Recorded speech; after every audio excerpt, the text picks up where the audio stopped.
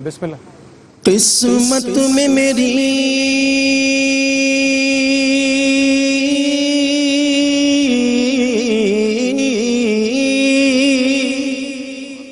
قسمت میں میری چین سے جینا لکھ دے، ڈوبے نہ کبھی میرا سفینہ لکھ دے،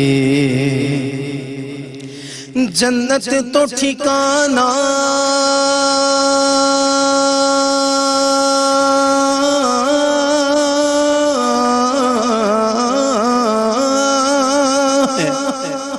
جنت تو ٹھکانہ ہے مگر دنیا میں اے کاتب تقدیر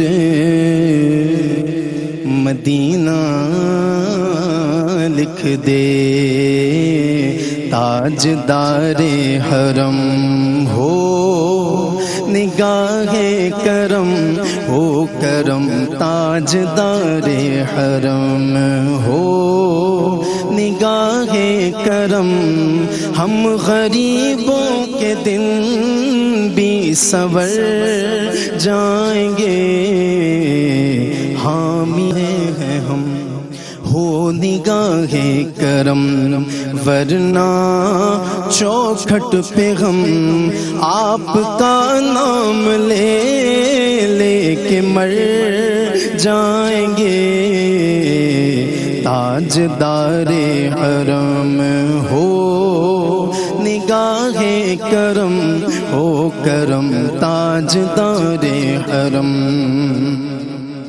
خوف طوفان ہے بجلیوں کا ہے ڈر، یا رسول اللہ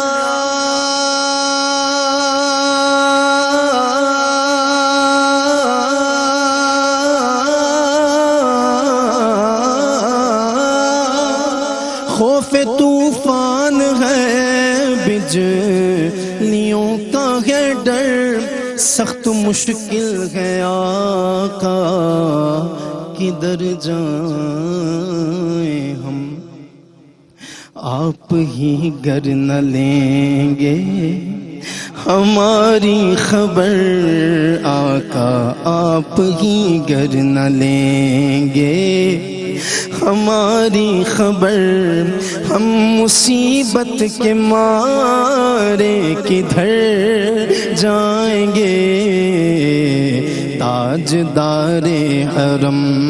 اور اللہ کرے کہ وہ وقت پھر سے لوٹ آئے، اور ہم تو کہہ رہے ہیں کہ آپ ہی نہ لیں گے گر ہماری خبر، ہم مصیبت کے مارے کدھر جائیں گے، اور وہ وقت پھر سے آ جائے کہ ہم یوں کہیں کہ میں کشو آؤ مدینے چلے آؤ، مدینے چلے آؤ، مدینے چلے آؤ، مدینے چلے آؤ، مدینے چلے، مدینے چلے، مدینے چلے، مدینے چلے، مدینے چلے، مدینے چلے، اسی مہینے چلے، اسی مہینے چلے، حج کے مہینے چلے، ماہ رمضان میں چلے آؤ، مدینے چلے، میں کشو آؤ مدینے چلے، چشم ساقی کوثر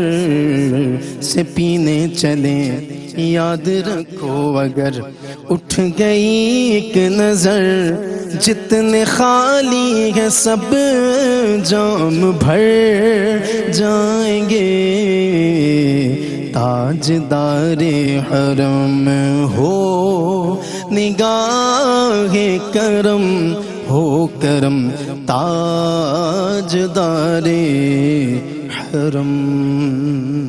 جزاک اللہ، سلامت رہیے۔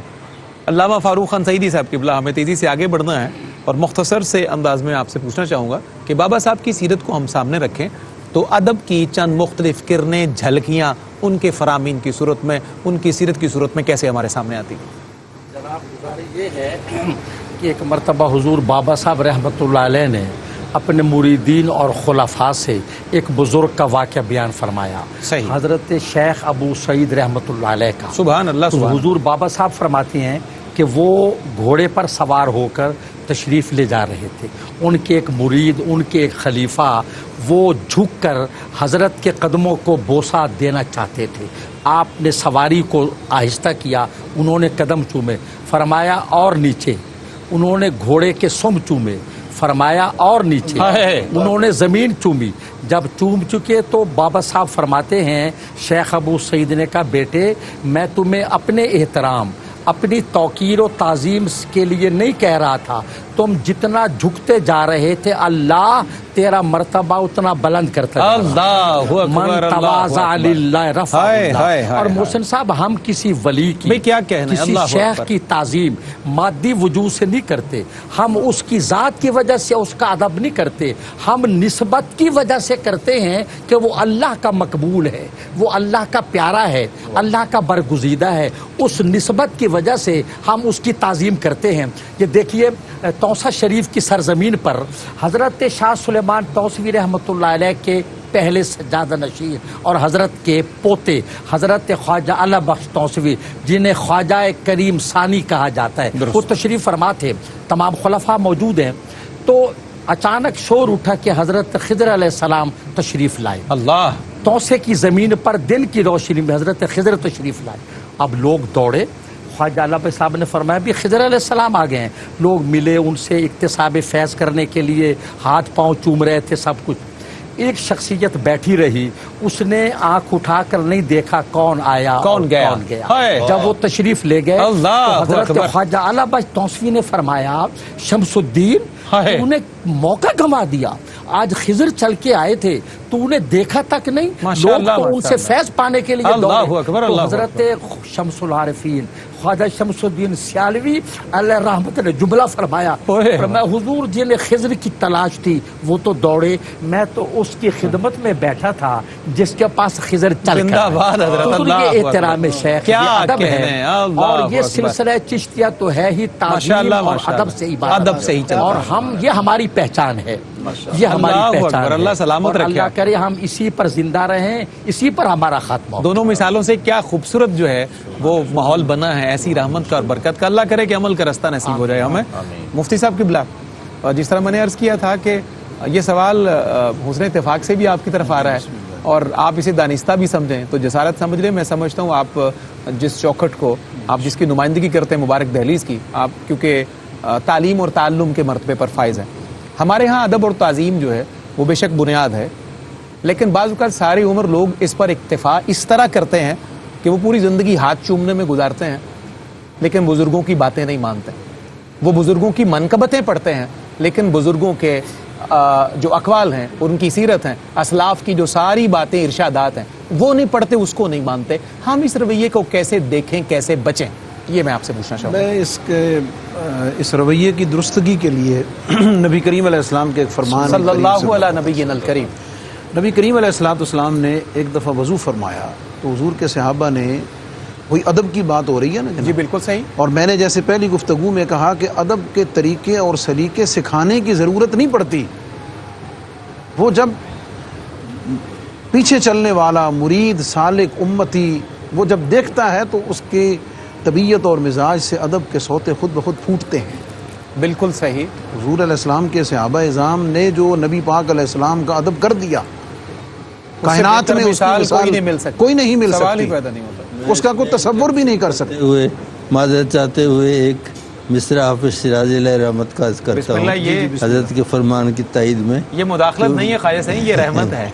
وہ فرماتے ہیں عاشقانہ شد مدرس روئے دوست، آئے عاشقانہ شد مدرس روئے دوست، اللہ روئے دوست ان کا مدرس ہوتا ہے، اس لیے ان کو کچھ محبوب کا چہرہ ہی ان کا دوست اور جو ہے وہ سارا کوئی مدرس ہے۔ معذرت چاہتا ہوں میں نے۔ ارے سبحان اللہ، سبحان اللہ، اللہ اکبر۔ جی مفتی تو صاحب، نبی کریم علیہ السلام کے صحابہ اعظام نے وہ وضو کا پانی اس وفور محبت اور عشق میں لے کر جو ان کا ادب کا طریقہ تھا پوری دنیا نے دیکھا، پوری دنیا نے دیکھا حضور۔ اچھا یہ ایک تو صلح حدیبیہ کے موقع پہ جو مناظر ملتے ہیں نا جی، یہ اس کے علاوہ حدیث پاک ایک اور موقع کی بالکل صحیح، یہ موجود۔ تو انہوں نے وضو کا پانی حضور علیہ الصلوۃ والسلام کا لے کر اپنے چہروں پر اپنے جسم پر بننا شروع. نبی کریم صلی اللہ علیہ وسلم نے ان سے پوچھا ما احملکم علی ھذا, میرے صحابہ تمہیں, اور یہ حدیث پاک شاید بہت سارے لوگوں کے لیے ان کے مطالعہ میں زیر مطالعہ نہ گزری ہو. حضور علیہ السلام نے فرمایا تمہیں اس چیز پر کس چیز نے آمادہ کیا, یہ جو کام تم نے کیا کس چیز نے تمہیں آمادہ کیا؟ انہوں نے کہا کہ اللہ اور اس کے رسول کی محبت نے. تو نبی کریم, اچھا یہ محبت کا اظہار ان کی طرف سے ہے نا, غلاموں کی طرف سے ہے, بالکل صحیح, کہ ہم آپ سے محبت کرتے ہیں اس لیے ہم نے اس کا اظہار یوں کیا ہے. نبی کریم علیہ الصلوۃ والسلام نے فرمایا میں تمہیں وہ عمل نہ بتا دوں کہ اللہ رسول تم سے محبت کرے. ہائے ہائے ہائے, تم اپنی محبت کی بات کرتے ہو, لو اللہ اور اس کے رسول کی محبت. اب اس کے بعد جو آگے جو کچھ ہے نا وہ وہی ہے جس کی طرف آپ نے اشارہ کیا. اللہ اکبر, وہ سوال کا جواب ہے. اللہ اکبر. وہ نبی کریم علیہ الصلوۃ والسلام نے پڑوسی کے حقوق کا ذکر فرمایا, جو پڑوسی کے حقوق کو ادا کرنے والا ہے, جو دوسرے مسلمان کی خیر خواہی کو چاہنے والا ہے. اللہ, اس سے جو ہمیں برکت اور نورانیت عطا ہوتی ہے وہ یہ ہے کہ, اور اس کو میں اگر ایڈ کر لوں کہ بنیادی طور پہ اس وقت مطلب الا ماشاء اللہ معذرت کے ساتھ جی چند استثناء تو موجود ہوتے ہیں ہر دور, ورنہ عمومی طور پہ تصوف اس وقت صرف رسم و راہ اور رواج کا نام ہے. تصوف رسومات کی ادائیگی کا نام رہ گیا ہے. اس کی روح اور اس کی اسپرٹ اور جس وجہ سے وہ چیزیں جاری کی گئی ہیں وہ بالکل نظروں سے مفقود ہو گئی ہیں. ان کی اسپرٹ ان کی نگاہوں سے, کرنے والوں کی نگاہوں سے بھی بالکل پوشیدہ ہو چکی ہے کہ وہ رسم و راہ جو ہیں وہ کس وجہ سے, وہ رسومات کس وجہ سے ہیں.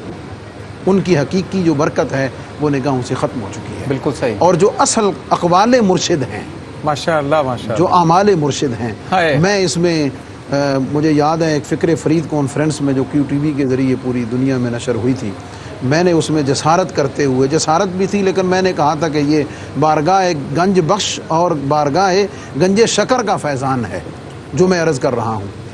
حضور محبوب الہی کا یہ جو فرمان ہے کہ من دخل ھذا الباب فقد امن, جس کی روایت بہشتی دروازے سے گزرنے کی, ایک وہ رسم ہے, اس دروازے سے گزر جانا رسم ہے, باعث برکت ہے, اور کچھ نہ صحیح کاملین اتنی کثرت سے گزرے ہوئے ہیں ان کی یاد کو تازہ کرتے ہوئے برکت سے چلتا ہے. لیکن یہ جو ہے کہ من دخل ھذا الباب, اس کا ایک مطلب یہ بھی ہے کہ جو فرید کے رستے پہ چلا, ہائے ہائے ہائے, جو فرید کے رستے پہ چلا, کیا بات ہے, جو اس عشق محبت علم ادب اور معرفت اور عبادت, وہ عبادت کہ آپ نے, حضور بابا صاحب نے اپنے لخت جگر بیٹے کو بلا کر فرمایا جہاں آپ کا مزار پر انوار ہے وہ آپ کا حجرہ ہے, حجرے کا کونا ہے, آپ نے اس کونے کی طرف اشارہ کر کے فرمایا بیٹا اس کونے میں گناہ نہ کرنا, فقیر نے یہاں 40,000 قرآن پڑھا ہوا ہے. اللہ اکبر کبیرہ, اللہ 40,000 قرآن فقیر نے پڑھا ہوا ہے. تو من دخل ھذا الباب کی ایک عملی تصویر یہ بھی ہے کہ جو اس رستے پہ چلا, جس رستے پہ فرید چلا ہے, دخل الجنہ, زندہ باد مفتی جنت میں داخل. مکرم ناظرین, بڑھنا ہے ہمیں وقفے کی طرف یہ کہتے ہوئے کہ آئیے اس رستے کا انتخاب کریں جو رستہ فرید کا رستہ ہے. اللہ فرید کے چاہنے والوں کو فرید کے رستے پر چلنا بھی نصیب فرمائے. ایک مختصر سے وقفہ.